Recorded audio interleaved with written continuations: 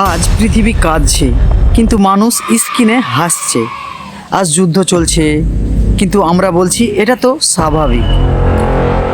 তুমি কি বুঝতে পারছো? এগুলো কেবল খারাপ না, এগুলো কিয়ামতের আগে নীরব সতর্কতা। যে পৃথিবী একদিন আলোয় ভরপুর ছিল, আজ সেখানে অন্ধকার নেমে এসছে। এটা শুরু হয়েছে নীরবে, যেভাবে কিয়ামতের প্রথম সতর্কতা শুরু হবে। রাসূলুল্লাহ সাল্লাল্লাহু আলাইহি ওয়াসাল্লাম বলেন, কিয়ামতের আগে জ্ঞান উঠিয়ে নেওয়া হবে, অজ্ঞতা ছড়িয়ে পড়বে। সহিহ বুখারী।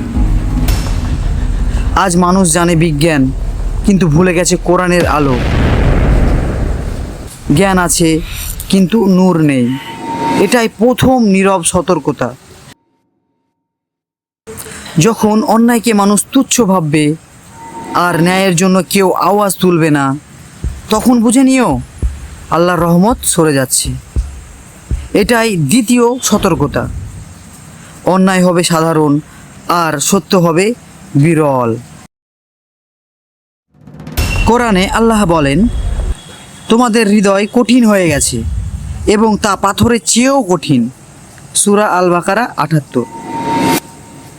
আজ আমাদের চোখে পানি নেই, হৃদয়ে দয়া নেই, আর পাপের তো ভয় নেই। এটাই তৃতীয় নীরব সতর্কতা। তবুও আশার দরজা খোলা আছে। যে তওবা করে সে আল্লাহ প্রিয়। যে নিজের ভুল বুঝে ফেরে, তার জন্য রহমত বর্ষিত হয়। আসো আমরা নিজেদের বদলাই, কিয়ামতের আগেই আল্লাহর পথে